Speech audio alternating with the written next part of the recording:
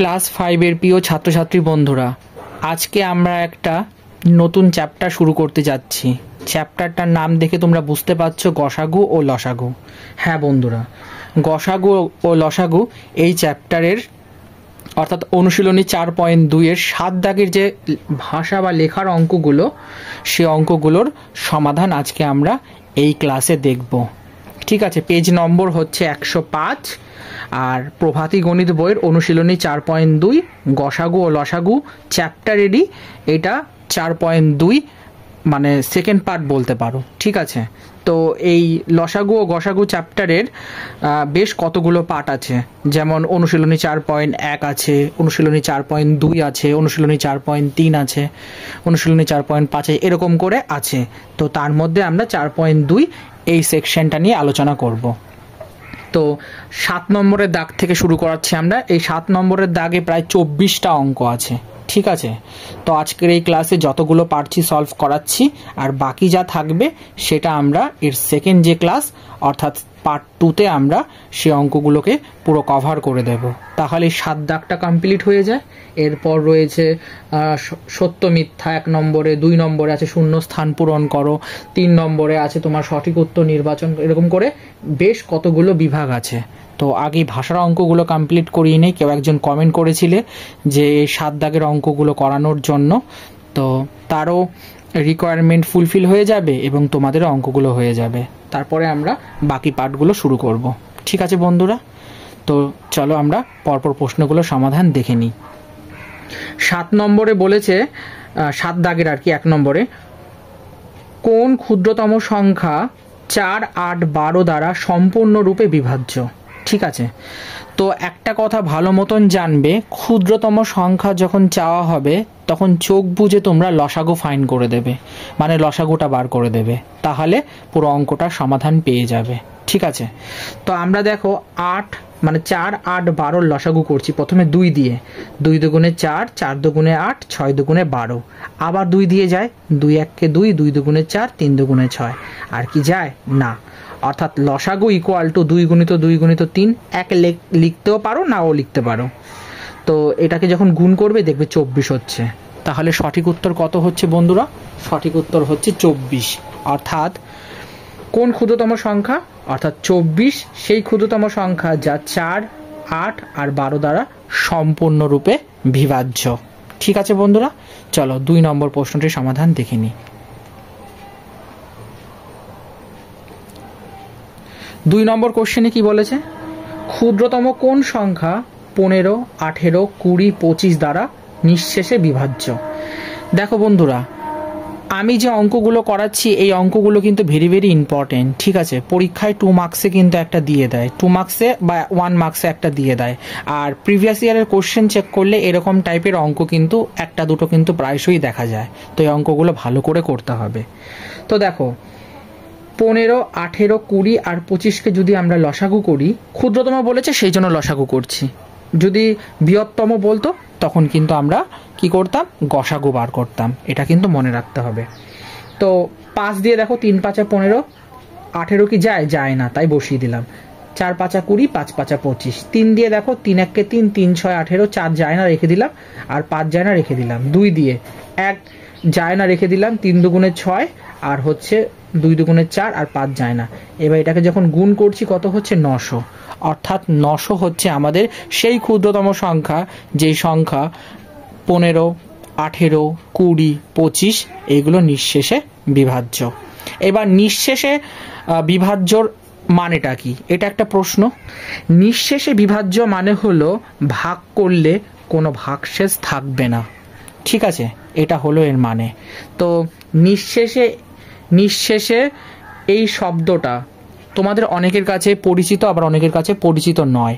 সেই জন্য আমি এটা তোমাদের নোটস দিয়ে বুঝিয়ে দিলাম যে নিঃশেষে মানে হচ্ছে যে একটা ক্ষুদ্রতম সংখ্যা আমাদের ফাইন্ড করতে হবে, সেই সংখ্যাটা এই 15, 18, 25 দ্বারা যদি ভাগ করি কোনো ভাগশেষ থাকবে না। তো এত বড় কথাটা লিখবো না বলে তাই নিঃশেষে কথাটা কিন্তু ব্যবহার করলাম।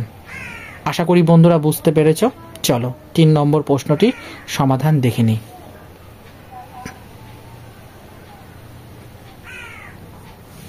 তিন নম্বর অঙ্কটাতে কি বলেছে বন্ধুরা? তিন নম্বর অঙ্কটিতে বলেছে যে 2 থেকে 18 পর্যন্ত যুগ্ম সংখ্যাগুলির লসাগু নির্ণয় করো। যুগ্ম মানে হচ্ছে জোড় সংখ্যা, ঠিক আছে।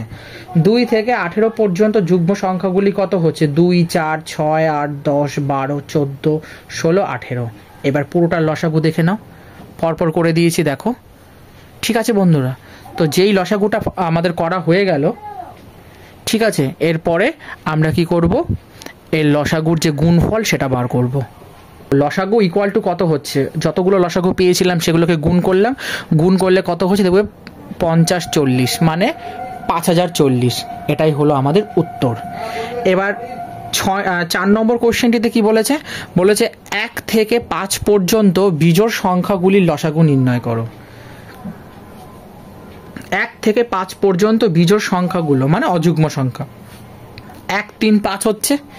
এবার 1 3 5 এরা প্রত্যেকে কিন্তু বন্ধুরা মৌলিক সংখ্যা। কেন? কারণ 1 বলো, 3 বলো, 5 বলো, এরা 1 আর সেই সংখ্যা ছাড়া কিন্তু অন্য কোনো সংখ্যা দিয়ে ভাগ যায় না। তাই দেখো 1 দিয়েই দিয়েছি। তাহলে কত হচ্ছে? 15। 15 হচ্ছে 1 থেকে 5 পর্যন্ত বিজোড় সংখ্যাগুলোর লসাগু। বোঝা গেল বন্ধুরা? চলো 5 নম্বর প্রশ্নটির সমাধান দেখে নেব। 5 নম্বরে বলেছে 4 অঙ্কের কোন ক্ষুদ্রতম সংখ্যা 12, 16, 18, 21 দ্বারা সম্পূর্ণরূপে বিভাজ্য, মানে একেবারে বিভাজ্য হবে। তো এই অঙ্কটা আমি কি করেছি? মৌলিক উৎপাদকের সাহায্যে করেছি। মানে 12কে ভাঙালে কত হয়? 2 এর মাথায় স্কোয়ার গুণিত 3, আবার 16কে ভাঙালে 2 এর মাথায় 4, 18 ভাঙালে 2 গুণিত 3 এর মাথায় স্কোয়ার, আর 21কে ভাঙালে 3 গুণিত 7। এবার লসাগু দেখো 16, মানে প্রথমে যেগুলো কমন থাকে সেগুলো তো আমরা লিখবই, প্লাস যেগুলো কমন থাকে না সেইগুলোকেও লিখব। করার পর কত পাচ্ছি আমরা? 1008। 1008 হচ্ছে 4 অঙ্কের ক্ষুদ্রতম সংখ্যা। দেখো একক দশক শতক হাজার, তার মানে এটা কয় অঙ্কের সংখ্যা? 1 2 3 4, 4 অঙ্কের সংখ্যা। যদি আমরা 4 অঙ্কের ক্ষুদ্রতম সংখ্যা যদি বলি তাহলে কত হচ্ছে? 1000, আর 1000-এর নিয়ারেস্ট কত হচ্ছে? 1008। সুতরাং এটা হলো সঠিক উত্তর। এবার দেখে নেব বন্ধুরা 5 নম্বর প্রশ্নটির সমাধান।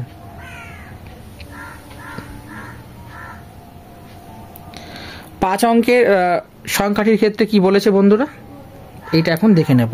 মানে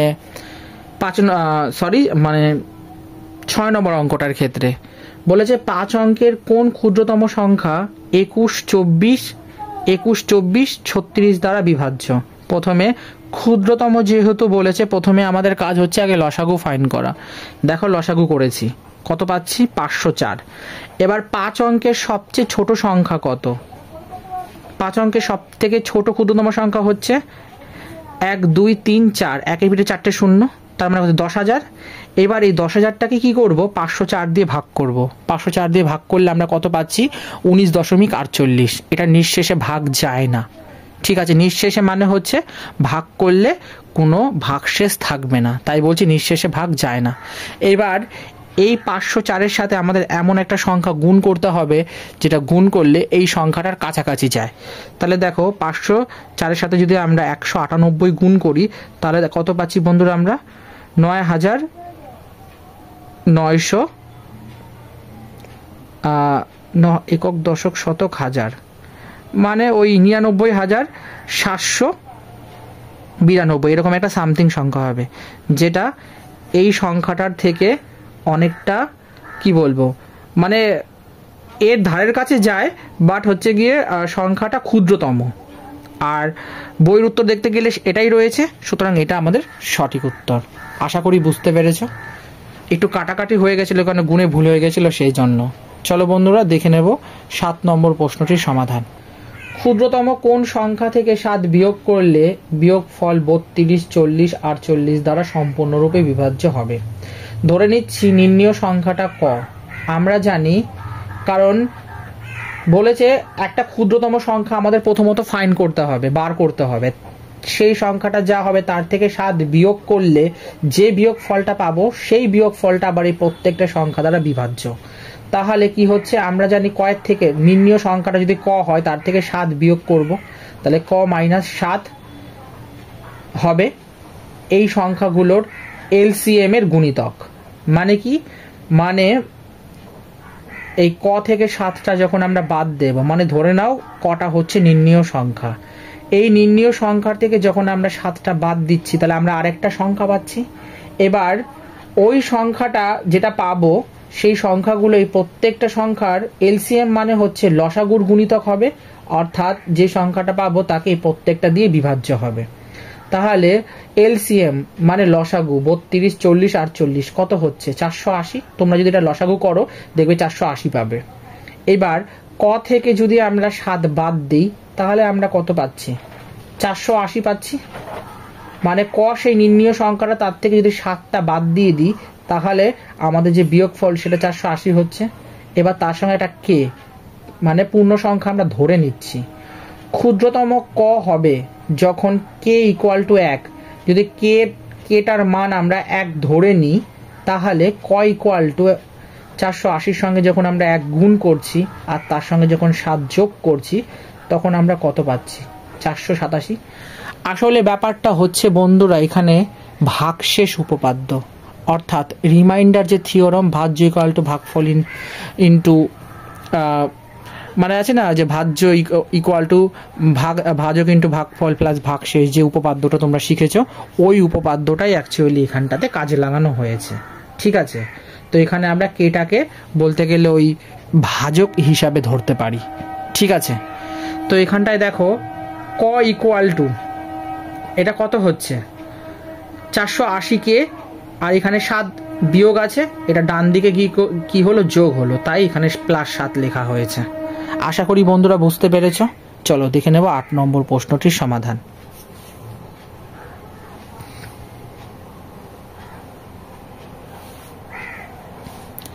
8 নম্বর অঙ্কটাতে কি বলেছে, 8 নম্বরে বলেছে কোন ক্ষুদ্রতম সংখ্যাকে 10, 11, 12 দিয়ে ভাগ করলে প্রতি ক্ষেত্রে 3 অবশিষ্ট থাকবে। মানে এমন একটা ক্ষুদ্রতম সংখ্যা তোমাদেরকে নির্ণয় করতে হবে যে সংখ্যাটাকে 10 দিয়ে ভাগ করলেও 3 ভাগশেষ থাকবে, আবার 11 দিয়ে ভাগ করলেও 3 ভাগশেষ থাকবে, আবার 12 দিয়ে ভাগ করলেও ভাগশেষ 3 থাকবে। তো প্রথমে ক্ষুদ্রতম বলেছে, প্রথমে লসাগু বার করলাম, 660 পেলাম। ধরে নিচ্ছি নির্ণীয় সংখ্যাটা ক। শর্তানুযায়ী ক এর থেকে যদি আমরা 3টাকে বাদ দিয়ে দিই তাহলে আমরা কত পাচ্ছি, 660 তো আমরা পাচ্ছি, তার সঙ্গে গুণ একটা কে ধরে নিচ্ছি, যেখানে কে হলো একটা পূর্ণ সংখ্যা। তাহলে ক সমান কত হচ্ছে, 360 গুণিত কে যোগ 3 হচ্ছে। তাহলে যখন কে ইকুয়াল টু 1 আমরা ধরে নিচ্ছি তাহলে ক ইকুয়াল টু কত হচ্ছে, 360 গুণিত 1 যোগ 3 কত হচ্ছে, 636। এটাই হলো আমাদের সঠিক উত্তর। মানে উপরের অঙ্কটা অর্থাৎ 7 নম্বর অঙ্কের মতো 8 নম্বরের অঙ্কটা হয়েছে। মানে কি হয়েছে বন্ধুরা, এটা ভাগশেষ উপপাদ্য করে প্রথমে আমাদের ভাজকটাকে আমরা কে ধরে নিচ্ছি, মানে একটা কল্পনা করে নিচ্ছি যেখানে কেটা হচ্ছে একটা পূর্ণ সংখ্যা। ঠিক আছে, তাহলে এবার এখানে +3টা কেন হলো, কারণ আমরা যখন কয়ের থেকে, মানে যে সংখ্যাটা আমরা পাচ্ছি নির্ণীয় সংখ্যাটা, তার থেকে তো 3 বাদ দিলে আমরা যে আউটপুটটা পাবো সেটাই তো প্রতি ক্ষেত্রে হচ্ছে গিয়ে, মানে কি বলবো, 10, 11, 12 দিয়ে ভাগ করলে প্রতি ক্ষেত্রে 3 অবশিষ্ট থাকবে, তাই না বন্ধুরা? সেই জন্য এখানে কি হচ্ছে, কয়ের থেকে আমরা 3টাকে বাদ দিয়ে দিচ্ছি। তো আমাদের সঠিক উত্তর কত হচ্ছে, 636। আশা করি বুঝতে পেরেছ। চলো দেখে নেব 9 নম্বর প্রশ্নটির সমাধান। তোমার কাছে কমপক্ষে কতগুলি কেক থাকলে তুমি কেকগুলি না ভেঙে 8, 12 বা 16 জনের মধ্যে সমান ভাগে ভাগ করে দিতে পারবে? প্রথমত আমি এটাকে কি করব, এলসিএম মানে লসাগু করব। করলে কত পাচ্ছি আমরা বন্ধুরা, করলে দেখো আমরা পাচ্ছি 48। ঠিক আছে, এবার আমার কাছে কমপক্ষে 48টি কেক থাকতে হবে, তবেই সেটাকে আমি না ভেঙে কিন্তু 8, 12 এবং 16 জনের মধ্যে কিন্তু সমান ভাগে ভাগ করে দিতে পারবো। আশা করি বুঝতে পেরেছ। এটাই হলো সঠিক উত্তর। একটু ঘষা মাজা হয়ে গেছে, প্লিজ তোমরা কিছু মনে করো না। এখানে ভাষাটা একটু ভুল লিখে দিয়েছিলাম, তো আমি কেটে পরে ঠিক করে লিখে দিয়েছি। ঠিক আছে বন্ধুরা, জাস্ট এই অঙ্কটা কি করতে হবে, জাস্ট লসাগু বার করে দিলেই হয়ে যাবে। এবার দেখে নেব বন্ধুরা 10 নম্বর প্রশ্নটির সমাধান। 10 নম্বর অঙ্কতে কি বলেছে, বলেছে 12, 15 এর লসাগুর মধ্যে তাদের গসাগু কতবার আছে। এই অঙ্কটা ভেরি ভেরি ইম্পর্টেন্ট, আর এই অঙ্কটা ক্লাস 7 এর বইতেও আছে, কারণ ওদের করিয়েছিলাম, দেখেছি আমি। তো 12-15কে প্রথমে লসাগু করছি, এলসিএম নিলাম। দেখো 2 গুণিত 2 গুণিত 2 গুণিত 3 গুণিত 2 গুণিত 5 মানে হচ্ছে 60। আর জিসিডি মানে হচ্ছে গসাগু, এর গসাগু কত হচ্ছে 3। কারণ দেখো 3-এর মধ্যে 12-র মধ্যেও 3 পাবো, 15-র মধ্যেও 3 পাবো, তাই দুটোর ক্ষেত্রে কমন, তাই একটা 3 পেলাম। এবার এর ফর্মুলা মানে লসাগুর মধ্যে গসাগুর ফর্মুলা কত হচ্ছে, মানে ফর্মুলাটা কি হচ্ছে, লসাগু বাই গসাগু। তাহলে প্রথমে 12-15-র লসাগু কত হচ্ছে 60, আর 12-15-র গসাগু কত হচ্ছে 3। এবার 60কে যখন 3 দিয়ে ভাগ করবে দেখবে 20 হচ্ছে, 20 বার। তার মানে 12 ও 15-র লসাগুর মধ্যে গসাগু কতবার আছে, 20 বার আছে। এটাই হলো সঠিক উত্তর। আশা করি বন্ধুরা বুঝতে পেরেছ। চলো দেখে নেব 11 নম্বর প্রশ্নটির সমাধান। 11 নম্বরের প্রশ্নটা ভেরি ভেরি ইম্পর্টেন্ট একটা অঙ্ক, দেখে নাও। বলেছে দুটি সংখ্যার লসাগু 144 ও গসাগু 4, একটি সংখ্যা 16 হলে অপর সংখ্যাটি কত। এটার একটা সূত্র আছে, লসাগু ইন্টু গসাগু সমান দুটি সংখ্যার গুণফল, দেখবে তোমরা বই শুরুতে পেয়ে যাবে। তো এখানে এলসিএম মানে হচ্ছে লসাগু, এখানে এ আর বি আমি ধরে নিচ্ছি দুটো সংখ্যা 144, আর জিসিডি মানে হচ্ছে গসাগু, এ আর বি এদের গসাগু কত 4 বলে দেওয়া আছে, একটি সংখ্যা 16 বলে দেওয়া আছে। তাহলে অপর সংখ্যাটা কত, মানে এ যদি 16 হয় তাহলে বি আমাদের বার করতে হবে। তো এখানে কি করছি, 14 গুণিত 4 করে ইকুয়াল টু 16 গুণিত বি করে দিয়েছি। তাহলে 14 সঙ্গে 4 গুণ করলে কত হয় 576 ইকুয়াল টু 16 গুণিত বি। তাহলে বি ইকুয়াল টু কত হচ্ছে 576/16, ভাগ করে দাও দেখবে 36। তাহলে একটা সংখ্যা মানে এ যদি 16 হয় অপর সংখ্যা অর্থাৎ বি ইকুয়াল টু কত 36। এটাই হলো আমাদের সঠিক উত্তর। আশা করি বন্ধুরা বুঝতে পেরেছো। এরপরেও কারো যদি কোনো রকম ডাউট থাকে তাহলে তোমরা আমাকে জানাতে পারো। তোমরা চাইলে সূত্রটা এমনিও লিখতে পারো, মানে লসাগু ইন্টু গসাগু ইকুয়াল টু দুটি সংখ্যার গুণফল। ঠিক আছে বন্ধুরা, তোমরা চাইলে কিন্তু যদি মনে হয় না আমরা এটা লিখবো না, এরকম লিখবো, তাহলে এটা লিখতে পারো লসাগু গুণিত গসাগু ইকুয়াল টু দুটি সংখ্যার গুণফল। ঠিক আছে, তাহলে লসাগুর তলায় 144 বসালে আর গসাগুর তলায় 4 বসালে, ঠিক আছে, ইকুয়াল টু। এবার একটা সংখ্যা যেহেতু 16 দেওয়া আছে, অপর সংখ্যাটা তোমরা এখানে বি না চাইলে অপর লিখতে পারো 16 গুণিত অপর সংখ্যা। ঠিক আছে, এবার অপর সংখ্যা equal to 576/16 equal to 36, directly বেরিয়ে গেল। চাইলে এইভাবেও করতে পারো। আশা করি বন্ধুরা বুঝতে পেরেছো। চলো দেখে নেব 12 নম্বর প্রশ্নটির সমাধান। বলেছে কমপক্ষে কতজন সৈন্যকে 200টি বা 250টি বা 400টি শাড়িতে সাজানো যাবে। তো প্রথমে 200, 250 আর 400কে প্রথমে কি করলাম, লসাগু করলাম। করলে কত হচ্ছে 2 গুণিত 2 গুণিত 5 গুণিত 5 গুণিত 2 গুণিত 5 গুণিত 2 করলে দেখবে 2000 জন হচ্ছে। তাহলে কমপক্ষে কতজন, কমপক্ষে 2000 জন সৈন্যকে 200টি বা 250টি বা 400টি শাড়িতে সাজানো যাবে।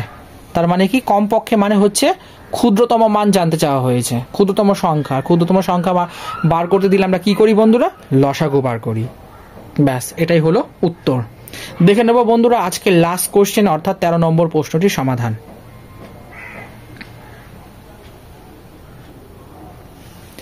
13 নম্বরে কি বলেছে বন্ধুরা, বলেছে কোন বৃহত্তম সংখ্যা দ্বারা দেখেছো বন্ধুরা, এখানে ক্ষুদ্রতম না, এখানে কিন্তু বৃহত্তম বলেছে, অর্থাৎ এটা কিন্তু গসাগু বার করতে হবে।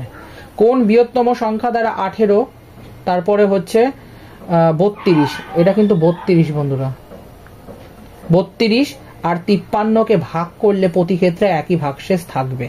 প্রথমে আমাদের কাজ হচ্ছে 18, 32, 53-র মধ্যে পার্থক্য বার করা। পার্থক্য মানে ডিফারেন্স।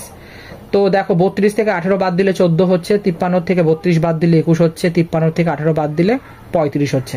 মানে হচ্ছে একবার 32 থেকে 18 বাদ দেবো, আর একবার, মানে ব্যাপারটা কি হচ্ছে, পরের সংখ্যাটার থেকে আগের সংখ্যাটা বাদ দিতে হবে, পরের সংখ্যাটার থেকে আগের সংখ্যাটাকে বাদ দিতে হবে।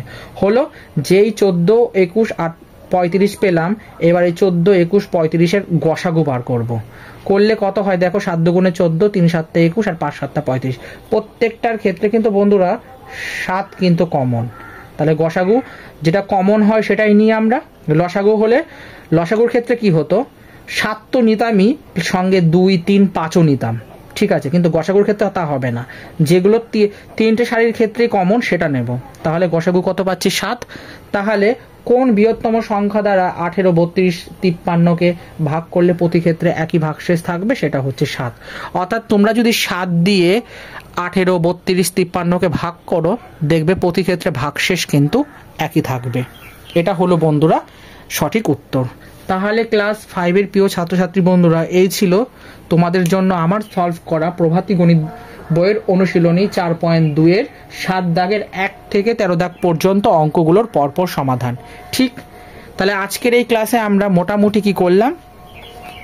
মোটামুটি আমরা 1 থেকে 7 দাগের 1 থেকে আমরা 13 দাগ পর্যন্ত কমপ্লিট করেছি। ঠিক, এর পরের ক্লাসে 13 পর থেকে যে অঙ্কগুলো, যত পর্যন্ত অঙ্কগুলো বাকি রইল অর্থাৎ 24 দাগ পর্যন্ত, সেই অঙ্কগুলো আমরা কি করব?